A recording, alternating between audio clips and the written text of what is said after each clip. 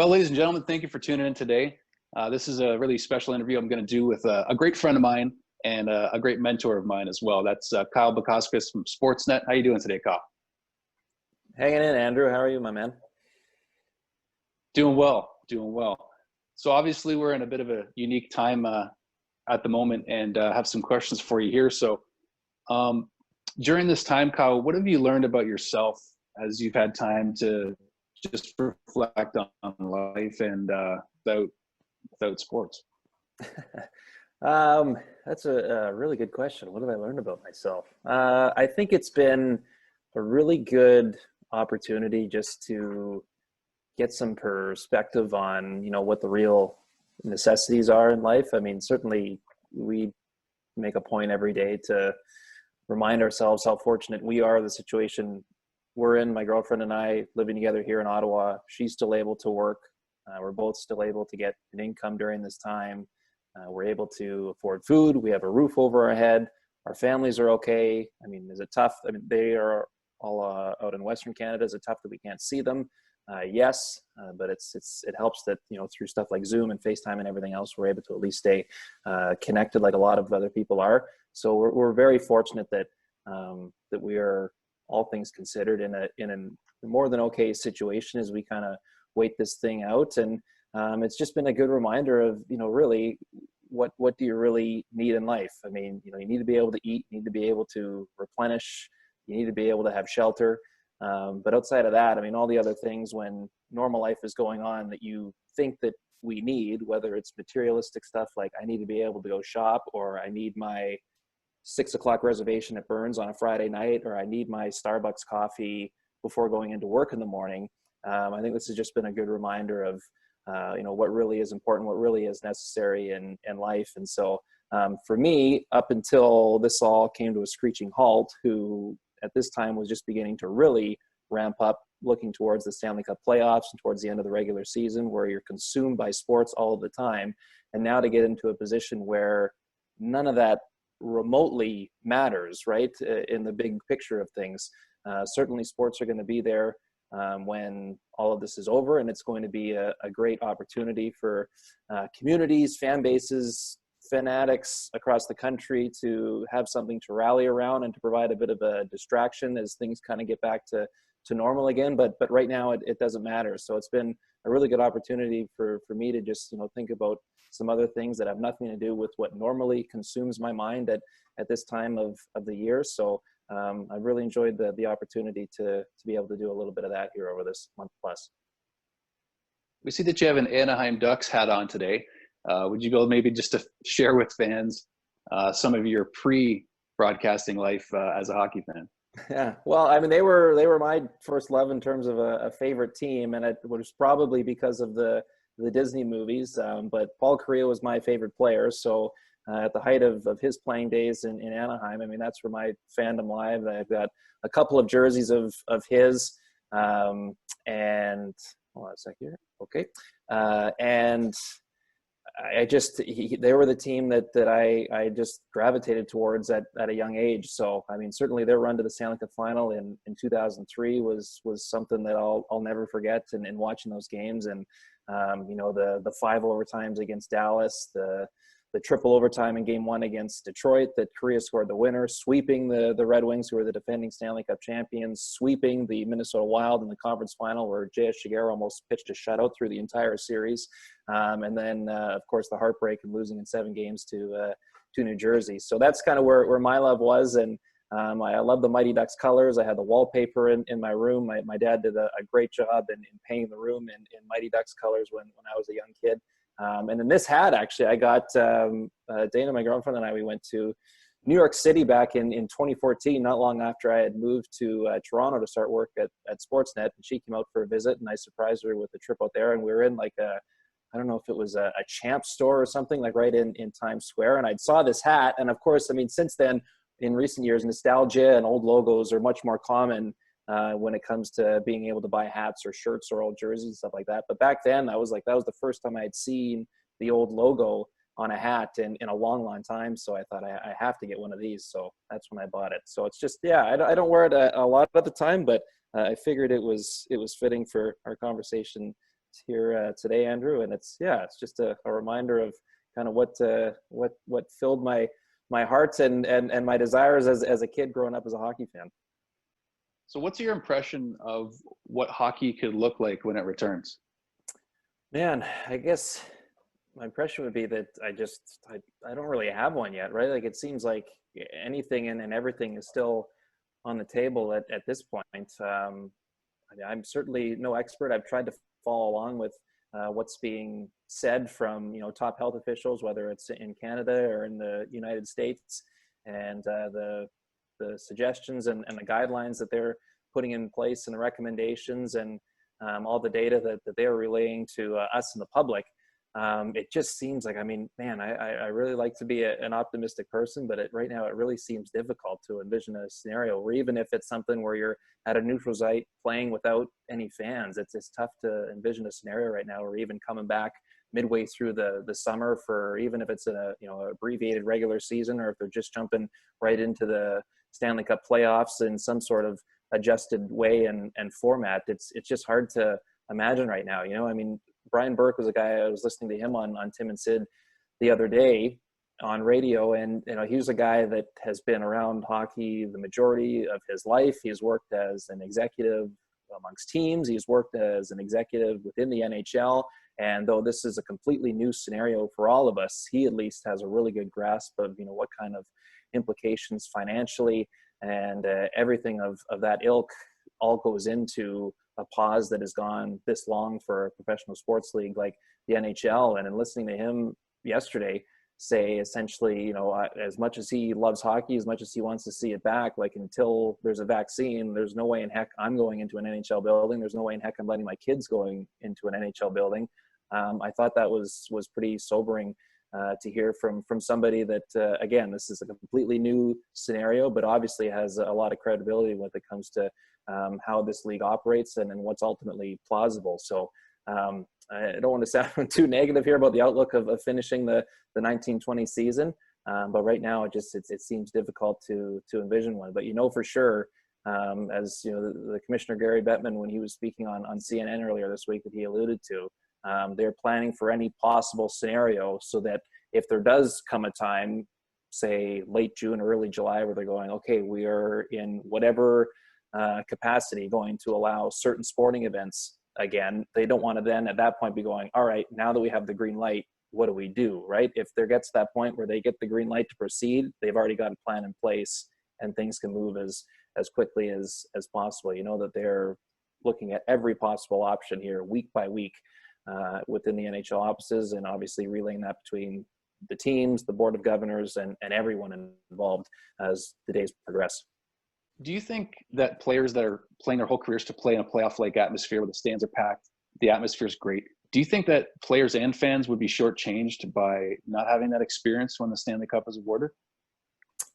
Well, certainly they would be shortchanged, but ultimately, let's not forget here. I mean, with the amount of games that are being lost, think about how much revenue that the league is losing, and even if you got to a point where you're able to play games again, you're not going to get all of that revenue back because of the things that we've talked about. If you're having to play in a neutral site in a building where no fans, well, your gate revenue has gone out the window. But certainly when it comes to television broadcasting rights, television advertising revenue, other advertising revenue that is attached certainly to the Stanley Cup playoffs with the NHL, that's a lot of money that they're trying to recoup here, right? Like, this is a business that is operated on a 50-50 revenue split between the owners and the players.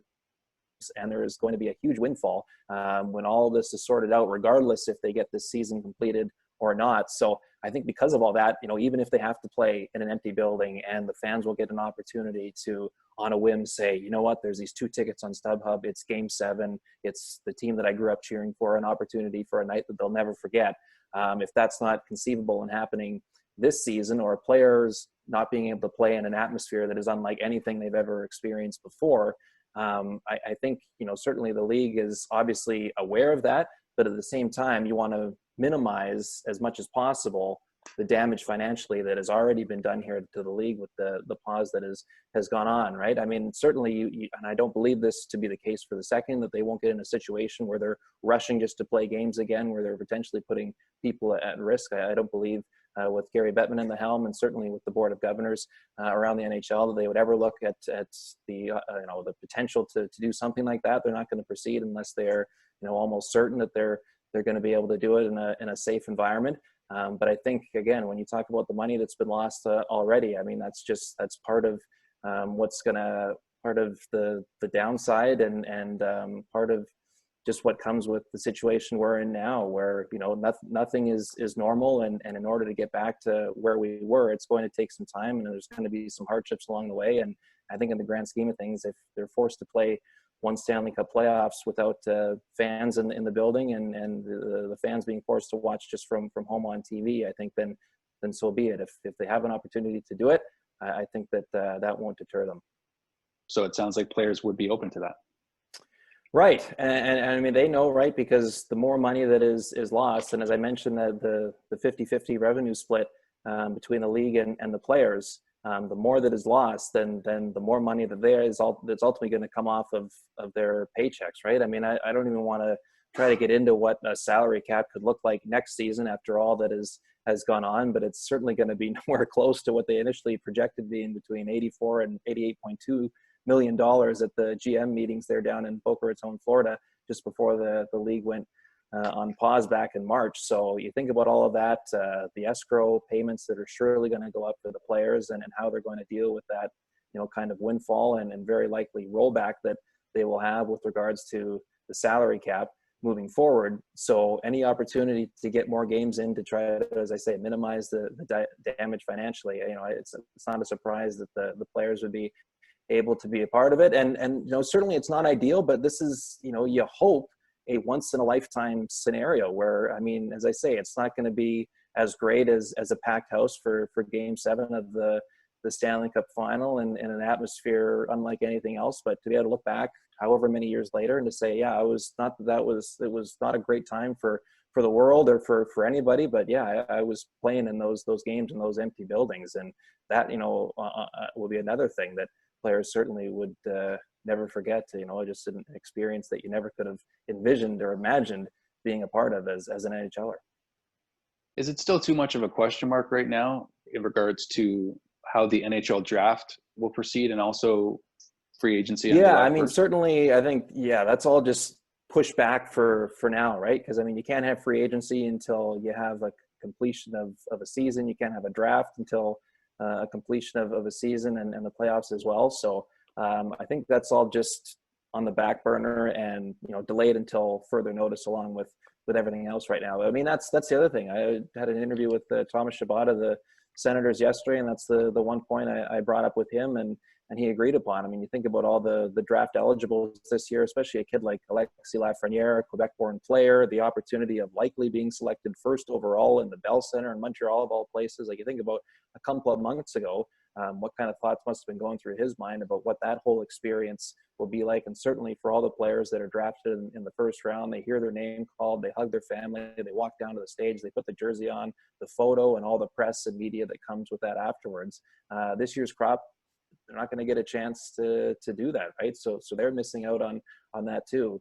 But it's just part of all of this and the fallout of COVID-19, right? So it's not ideal for anybody, but I do believe it's still way too early to get any kind of sense of when something like that will happen, until we know if the season will resume or when it's going to end if it does. So I know teams certainly are proceeding with all this extra time working from home and preparing for the draft, especially those that are likely going to be picking very high whenever the draft order is sorted out.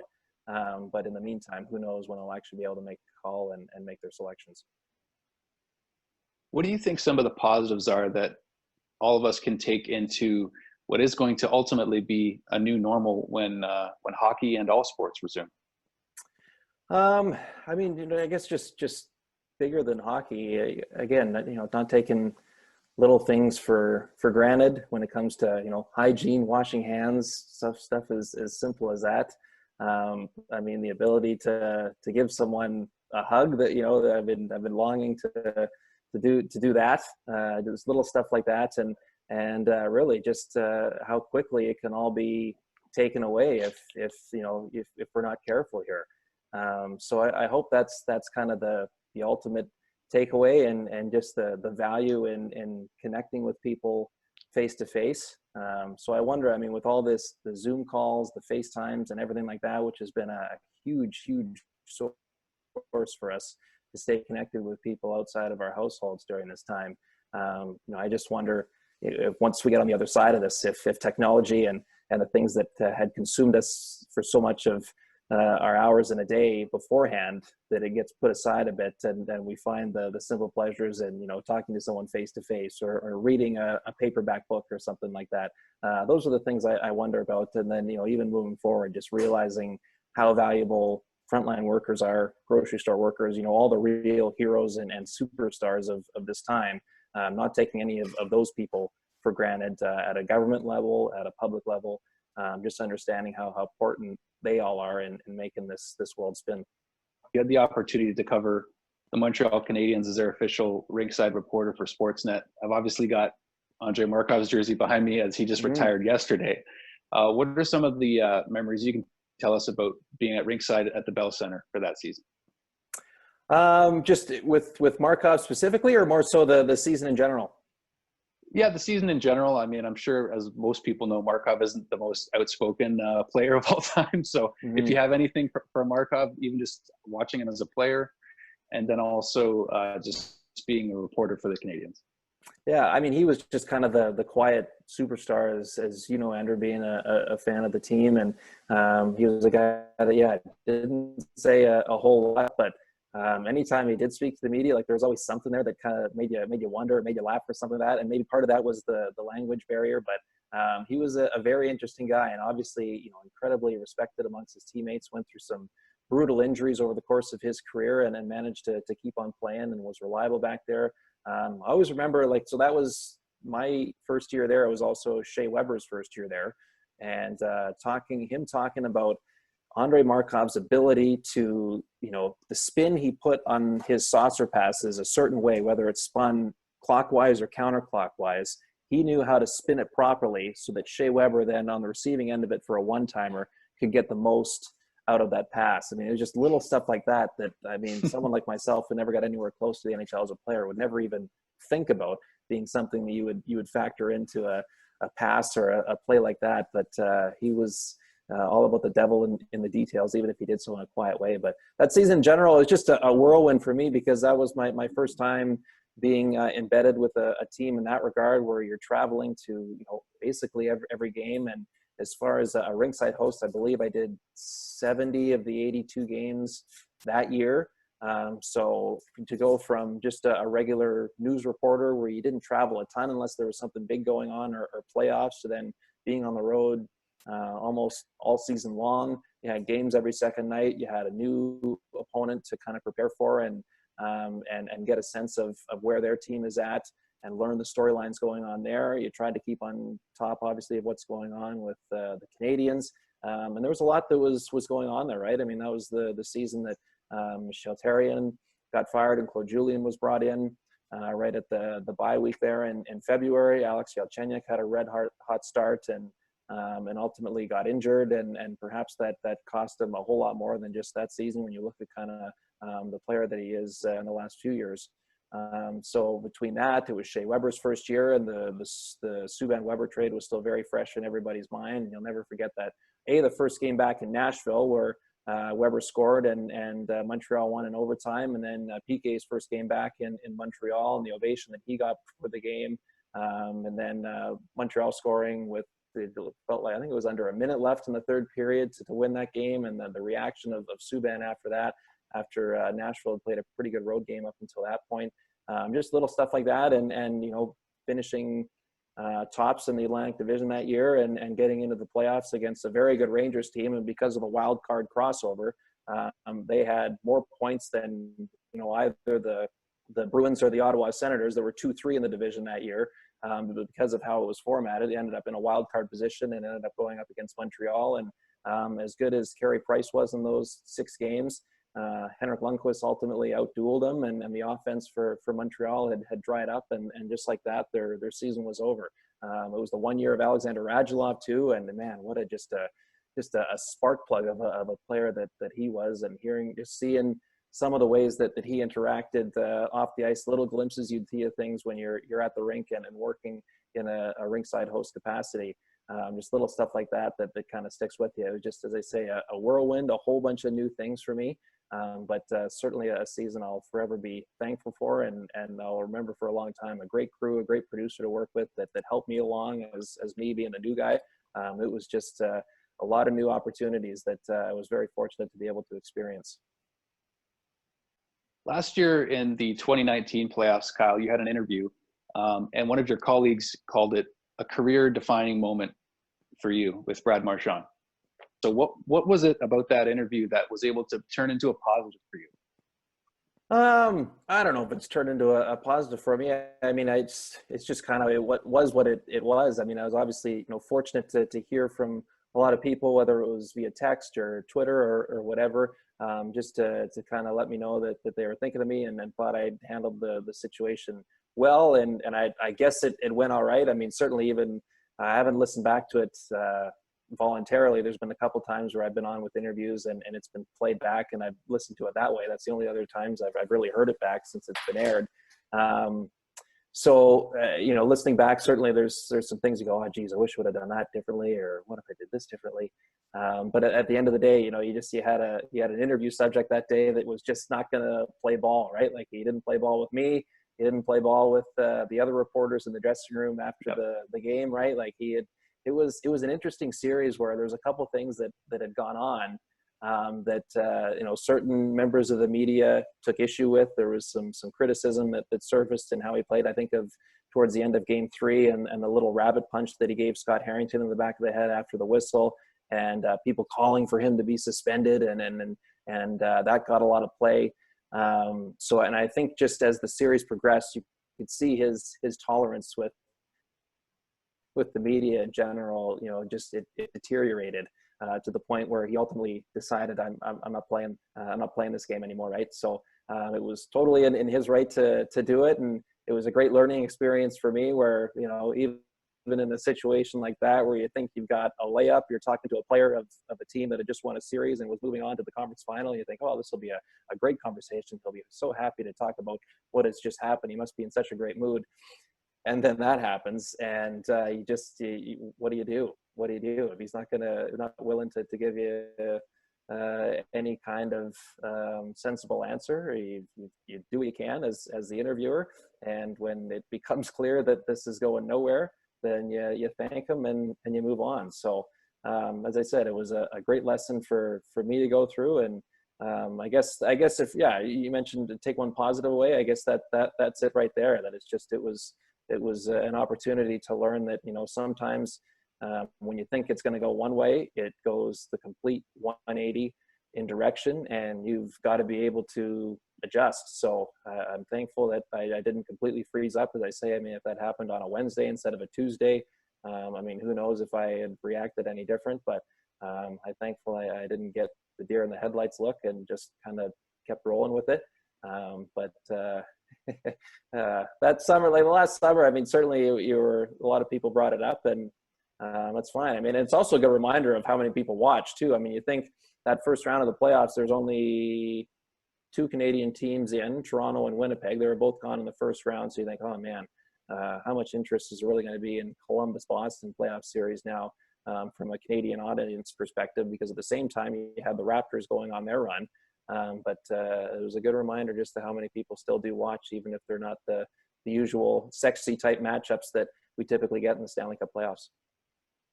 I probably sound biased in saying this because I'm in a Montreal, fan man cave here, but I think some of us got retribution.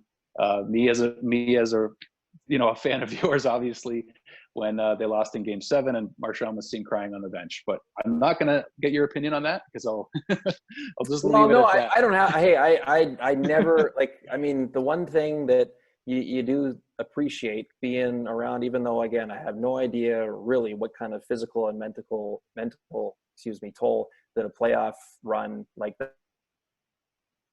that over 2 months takes after playing 8 games on top of that, right? Like I'll never have any real sense to be able to say, oh, I know what that's like. But I mean, I know me just from as a broadcaster bouncing around, travel back and forth game to game for that stretch of time, you're quite tired by the time the playoffs come to an end. So as I said, I can't even begin to think of what that's like for a player and everything that you go through, just to keep yourself in the lineup. Nobody's 100%. Everybody's dealing with something.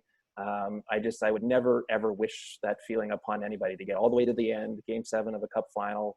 Certainly last year wasn't the first year that had happened to a team, to get all the way, be so close to winning it all, and you end up walking away with nothing, and you have, all summer to think about it until you get into training camp again and you realize, all right, what happened last year happened, it's over with, and now we had an opportunity to do it again. I would never, ever wish that upon anybody there. So, man, it was just, it's amazing to watch. I'll never forget 2015 MasterCard Memorial Cup final, Kelowna Rockets, Oshawa Generals. Anthony Cirelli, who was like a 17-year-old at that time, scored both goals that game, including the winner in overtime. And just being out on the ice afterwards, and you look down at one end of the rink, and there's Oshawa, gears off, buckets off, gloves off, all in a dog pile, the greatest moment of their lives.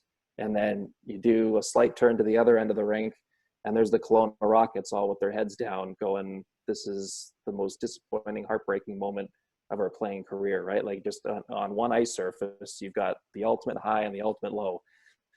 So I always try to keep that in perspective when you into a situation like the Sega final, one team ultimately wins, and the other one who had fought through so much to get to that point ultimately don't achieve their final goal. You've been at Rinkside as a reporter for Hockey Night in Canada for some time now. Would you say you've been living a dream? Man, I can't, only because, first of all, I haven't been there that long. It's gone by really quick though. I would say no, only because, like, even when I decided that I wanted to get into this industry and profession, like, I never once thought about being a Rinkside host or working on Hockey Night in Canada. Like, I thought, like, that's for the professionals over there at CBC. Like, I never thought I'd ever be part of something like this, right? Like, when I first went to school, I wanted to read highlights on SportsCenter or on Sportsnet, because the people that I looked up to at that time in my life were Jay and Dan at TSN, and there was a guy, Don Taylor. Dan Murphy's a great guy too. Don Taylor out west that did the highlights for Sportsnet for a number of years, and he was a god out there. He was to be see what, like, Patty is to Ontario, right?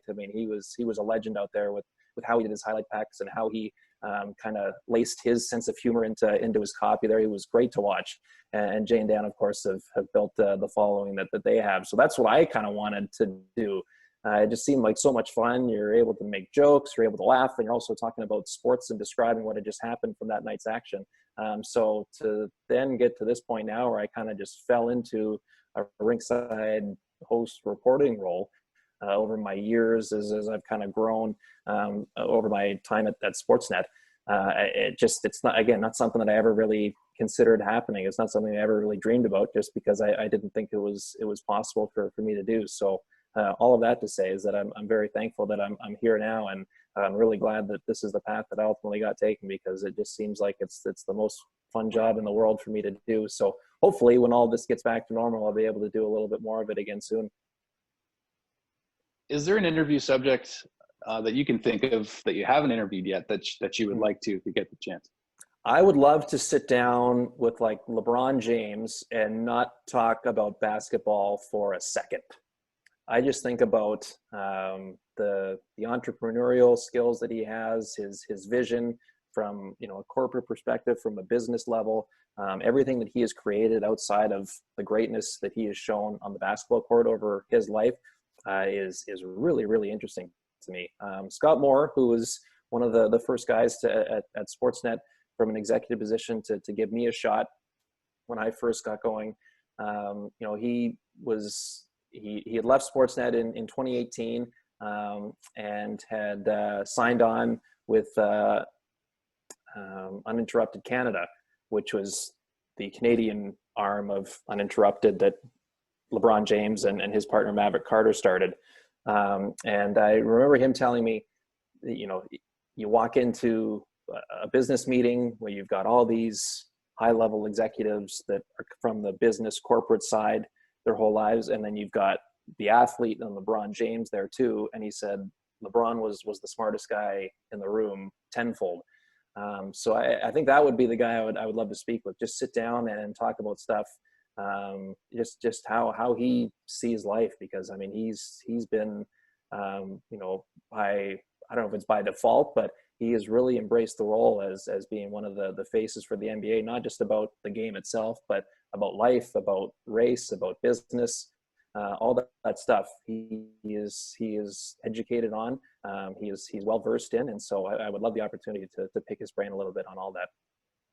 What I'd like to do is get your reaction watching yourself of your first report. I'm going to try to get this going for our viewers here. Yeah. Oh God. So this was October 13th, 2016, season opener in Buffalo during warm-ups. So I had Max Pacioretty for the Canadians, and I believe it was Ryan O'Reilly of the Sabres. And so I went onto the visitors bench first, which I don't know why I did, because now, I mean, anytime you do an interview, it's always the home bench first if you're doing both sides. But I was on Montreal's bench first, and I didn't know I was allowed to like kind of quickly walk on the ice between the two benches, excuse me, just to get from one side to the other. So I did the Pacioretty interview, and so now I went back down like the tunnel and around in the hallway in the back to then around through the Sabres tunnel out to their bench. But meanwhile, time's ticking, right? Like you kind of have that window at the start of warmups to do your interviews, and then players want to get into their routine. And so I remember coming out onto the bench, and Chris Bandura, the PR guy with the Sabres at the time, was looking at me going like, where the hell have you been? I mean, for God's sakes, we've got to do this here. And so I'm already like, I've got a million things going through my head already, being my first game. And I'm going, I'm so sorry. I thought this was the way I was supposed to go. And so I'm trying to get to the end where our camera was at the far end of the bench, but I've got photogs, I've got players on the bench. Rob Ray, who works between the benches for MSG, he was doing a hit. And so there's and they actually played it back during the game. There's a shot of me, the camera's got it, of me like hunched down because I don't want to be in the shot of Rob Ray, and I'm trying to like crawl low along the bench to the other side. And at one point you see Rob Ray kind of look at me and go, like, you doing like that, like, go ahead, kid, like, you're good. I'm not on for 30 seconds. So I looked up and went, thank you, and then like did this little miniature crawl along the bench to get to the interview. So that was one that I'll always remember. But yeah, crazy. 4 years ago in October this year that's gone by. I mean, it feels like it wasn't that long ago, but yeah, it's amazing how time flies. Good on you for finding that. I didn't know that existed. I thought I had burned them all the tapes. Yeah, I had to show that to you. I thought it was pretty neat, and I wasn't sure if you'd seen it for a while. So no, I mean, I certainly didn't watch it back after the fact. So that was my first time seeing it. So anyway, well, we made it. I remember doing in the preseason there, we did like a dry kind of rehearsal type show where it wasn't actually on the air, but we went through the process of, all right, we're on 3, 2, 1, and cue Scenic and cue Kyle, and away you go. Similar to what you would have saw just there. And it was rough. Thank goodness that did not actually go anywhere. It was, yeah, there was some nerves and some bugs to work out with me yet. So I'm nowhere near where I want to be as a broadcaster even now, but it's good to every once in a while look back and say like, oh, okay, yeah. I mean, there has been some improvements over the years. Well, Kyle, thank you so much as always for taking the time to talk with me here. And if you maybe just want to give viewers your Twitter handle and where they are able to catch you and some of the videos that you're going to be doing or have done in the past year.